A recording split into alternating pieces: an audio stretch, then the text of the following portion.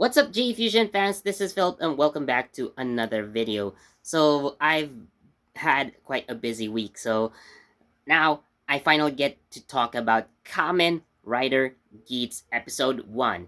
So, by now you probably can find it online, so you can probably watch it with subtitles as well. But if you haven't, I will have to talk about some details about the first episode, so there might be some spoilers, but I'm gonna try not to spoil everything, so you still have something to look forward to if you haven't seen it yet. So go check it out if you can.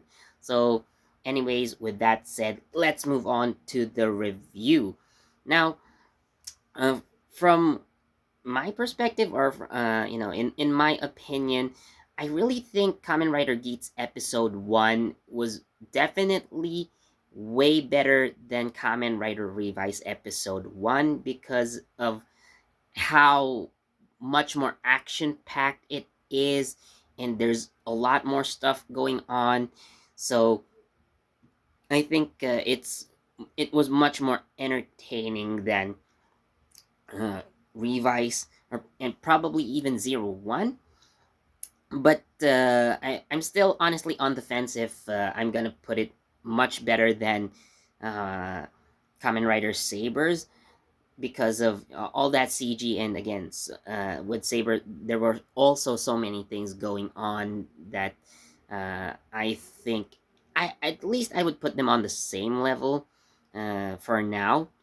But uh, you know, it's in general a very entertaining episode. Again, well, much more so than Revise. So now I'm going to talk about the characters, which are very interesting because while we do have Asu or Asu Ukio as Kamen Rider Geats, our main protagonist, what's being shown to us is that Keiwa Sakurai, aka Kamen Rider Tycoon, is the one who is going to serve as the secondary rider, which uh, is actually not what I would expect because from a lot of the promotional, content that came out way before the start of Kamen Rider Geats, so I thought that Kamen Rider Buffa, aka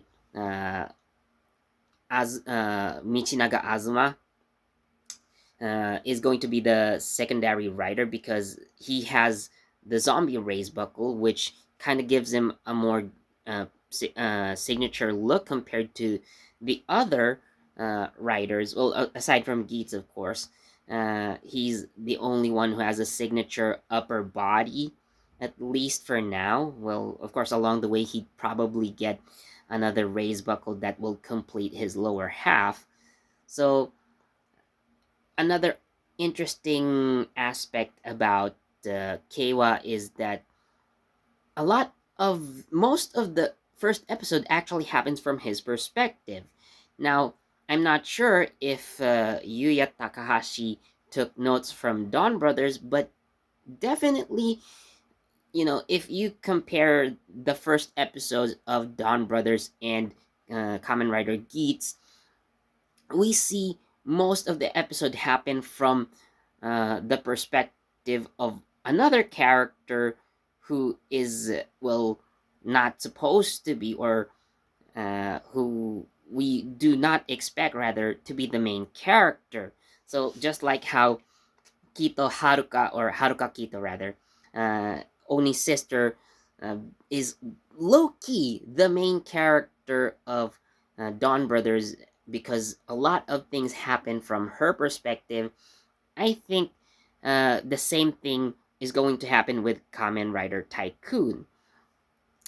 And I guess it also helps that Nene Shida, who plays Sara Sakurai, Keiwa's older sister, happens to be the real life older sister of Kohaku Shida, who plays Oni's sister in Dawn Brothers.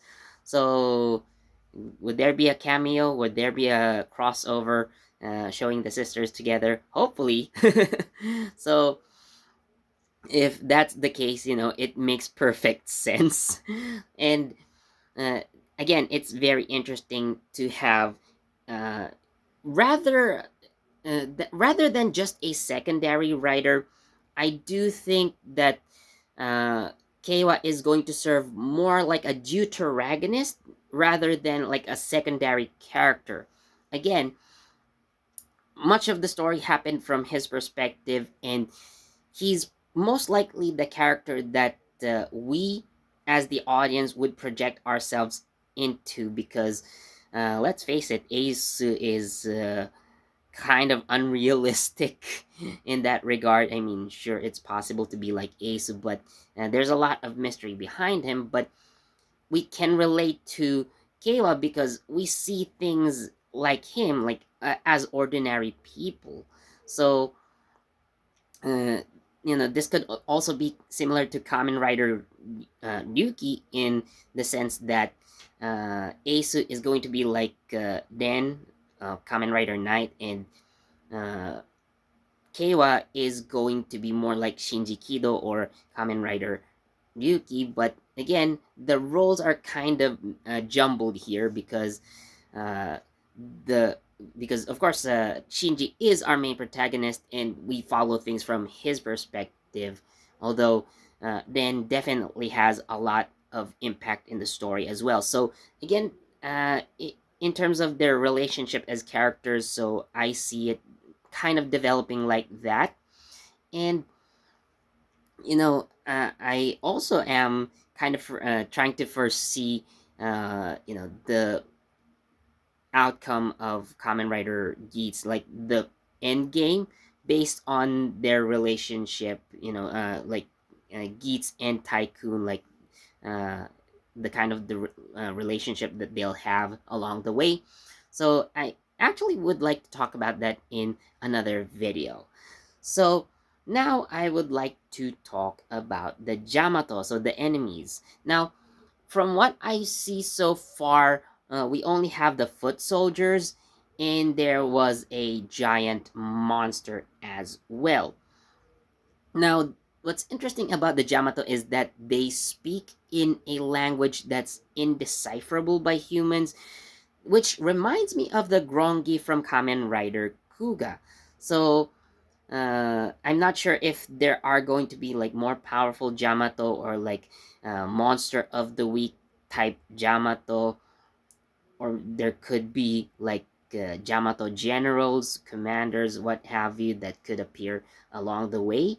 So, well, uh, no, it's something that I'm not sure, but definitely looking forward to more developments on the side of the Jamato. And now I would like to talk about the Desire Grand Prix. Now, I have mentioned this in a previous video, but to reiterate, the Desire Grand Prix is basically a game where the winner gets to remake the world in his or her own ideal image. So it seems that our main protagonist, uh, is, Asu, seems to know about the ins and outs of the game, and that's probably part of his mystery. So while I'm not sure if the writer versus writer aspect will be utilized in Geats as well, but there's definitely like a point system involved where you either have to destroy as many Jamato as possible, save civilians, or probably be able to destroy the boss monster in order to win. So again, there could be a writer versus writer, uh, you know, storyline. But for now, I think the players or the players for the Desire Grand Prix probably would be facing monsters, and probably there could be some alliances as well. So who knows? There could be some betrayals as well. So that's going to be interesting. Now, overall, I think again, Kamen Rider Geats definitely had an interesting first episode. So I'm gonna give it a 4.5 out of 5. So not really that mind blowing like Saber was to me, but I think it really had its moments, and definitely it starts like a build up. Well, we start with actually what looks like a climactic battle that you would probably see in the finale, but then everything goes back to square one, and that's where we really start off until we reach another climax at the end of Kamen Rider Geats. So there you have it. I hope you guys enjoyed this video, and if you did, please leave a like, comment, share, subscribe, and don't forget that notification bell so you get the latest from JEFusion. This has been Philip, and I'll see you in the next video. Bye.